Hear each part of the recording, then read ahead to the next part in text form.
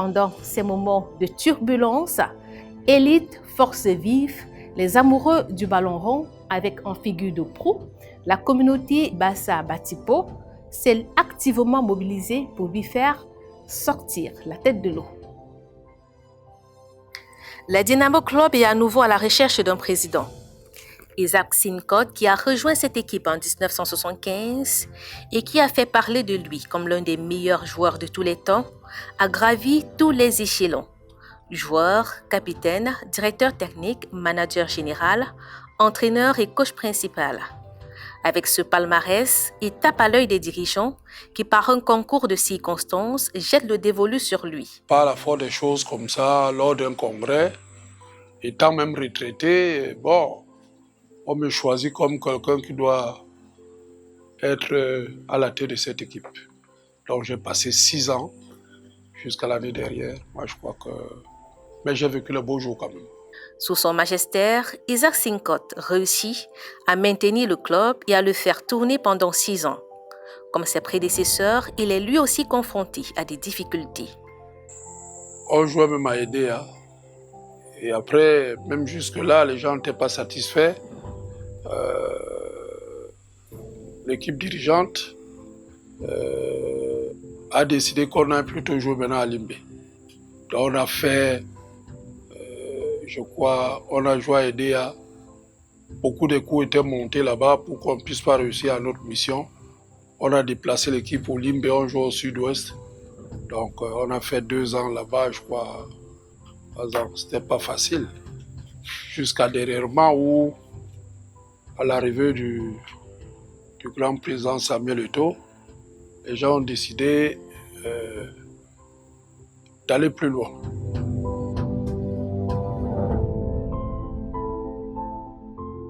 Audrey Yetna-Chiko reprend le flambeau. Au bout de quelques mois, elle aussi cède. Déjà 7 présidents se sont succédés à la tête de la Dynamo. Outre les causes endogènes et exogènes, les énergies se dispersent. Le noyau dur est fragilisé, le club disloqué, des facteurs de taille qui ont plombé le club pendant une longue période. Beaucoup des équipes se sont créées issues de la Dynamo. Ça a un peu fragilisé le milieu. Les gens voulaient être autonomes.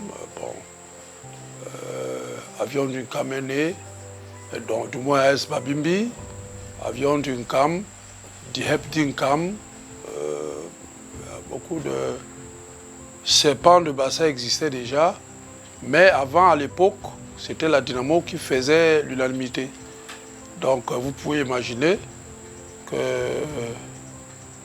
toute la grande famille Bassa Batimpo se retrouvait dans une équipe comme je vois les choses se dessiner en filigrane maintenant. Après diagnostic, concertation et autres démarches de rassemblement, Alphonse Beya prend les commandes.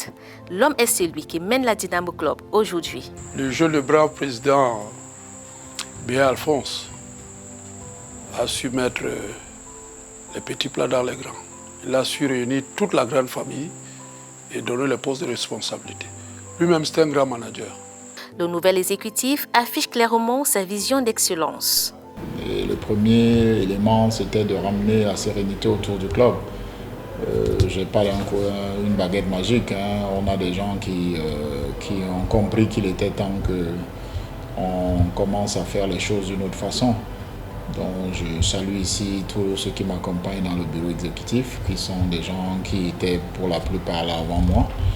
Je salue ici aussi le président du Conseil des sages et tous ces gens-là qui ont œuvré pour que nous puissions avoir de la sérénité autour de ce club et de ce projet.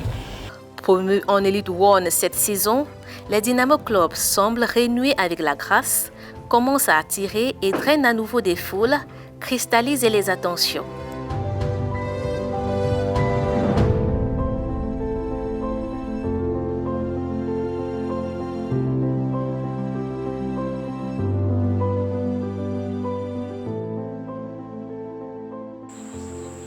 La famille était cette grande famille-là, vous ne pouvez pas imaginer.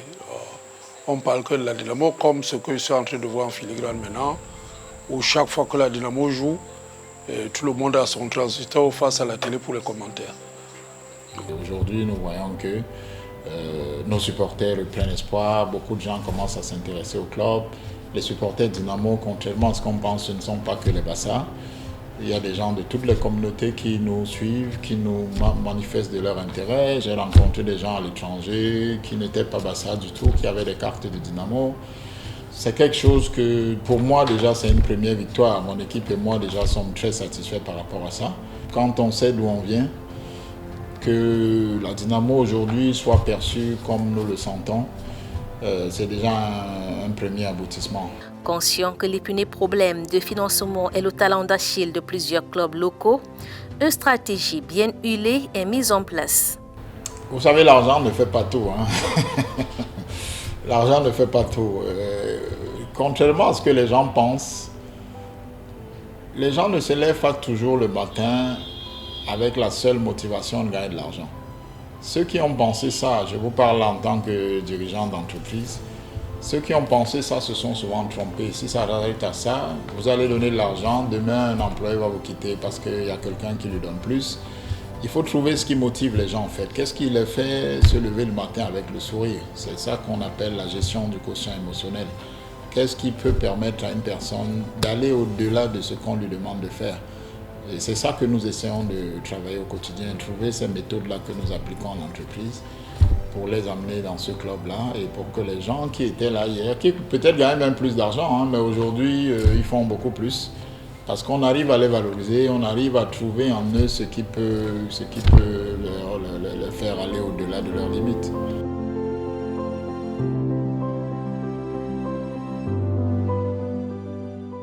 À cela s'ajoutent des soutiens indéfectibles. Je ne suis pas seul. Je ne suis pas seul. Je salue ici mes vice-présidents, bienvenue, Majesté Isola, Dr Koufen, trésorier Jean d'Arc. On a un bureau de 14 personnes, Majesté Nguea, le maire Sylvain Tchok qui s'occupe des comités de soutien, Moma Isaac qui est un expert comptable, qui travaille aussi dans notre équipe de façon très active. Je cite ces gens-là, c'est une façon pour moi aussi de leur dire merci. Et Arafat, par exemple, qui travaille dans le marketing d'arrache-pied, qui t'a sacrifié même son boulot au quotidien. À côté de ça, il y a des petites mains, des gens qui se faufilent partout. Mais tout ça, il faut être capable de créer une dynamique qui puisse permettre que chacun puisse jouer sa partition à merveille. Le ciel qui s'éclaircit peu à peu pour le club porte des fruits. Après plus de 30 ans, un autre joueur de cette équipe est appelé en sélection nationale. Lionel Ateba rejoint la tanière des Lions indomptables pour les matchs comptants pour les premières et deuxièmes journées des éliminatoires pour la Coupe du Monde 2026 Zone Afrique.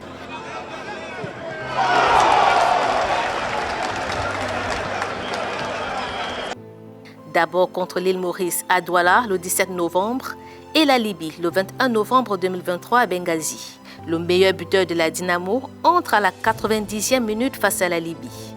Une grande fierté pour le club. Et pour nous, on était très contents. On est d'ailleurs très contents, on l'est toujours. Et c'est une grande fierté aussi pour ce gamin-là qui est vraiment un bon garçon, qui est le premier arrivé aux entraînements, le dernier à partir,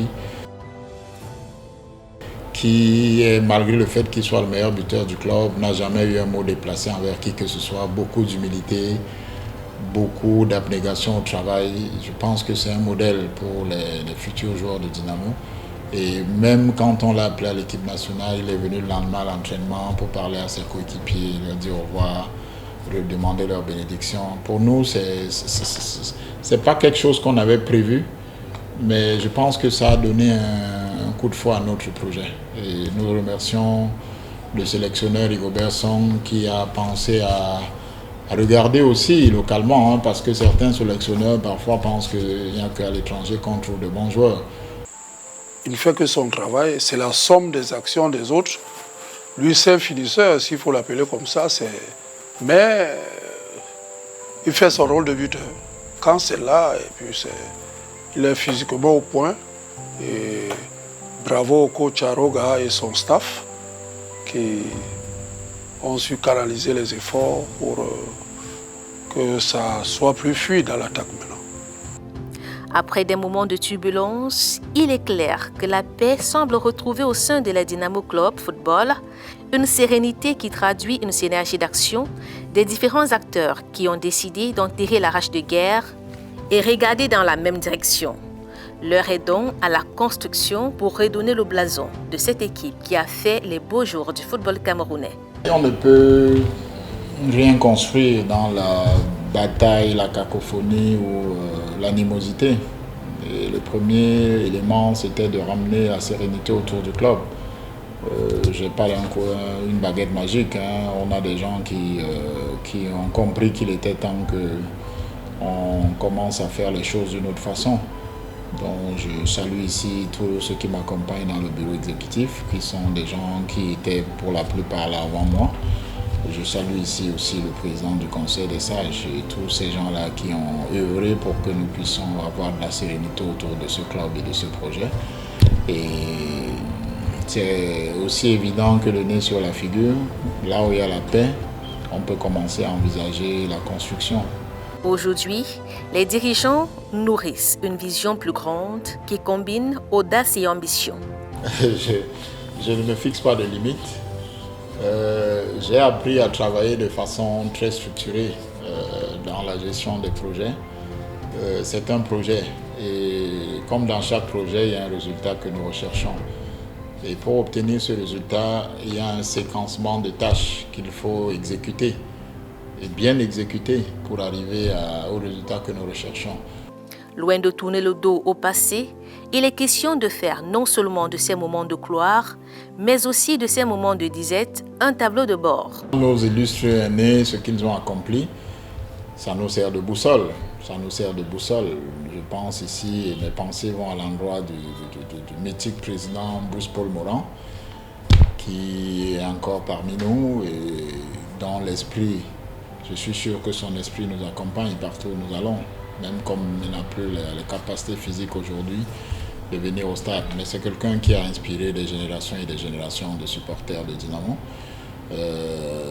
Tout ce travail qui a été abattu par tous ceux-là qui nous ont précédés, je pense que ça nous sert de modèle, ça nous sert de boussole, ça nous sert de guide. Et nous ne pouvons que nous en inspirer. Même si le chantier reste vaste et immense, un sentiment de satisfaction se dégage des bons points déjà glanés. C'est quelque chose que, pour moi, déjà, c'est une première victoire. Mon équipe et moi, déjà, sommes très satisfaits par rapport à ça. Et vraiment, quand on sait d'où on vient, que la Dynamo aujourd'hui soit perçue comme nous le sentons, c'est déjà un premier aboutissement.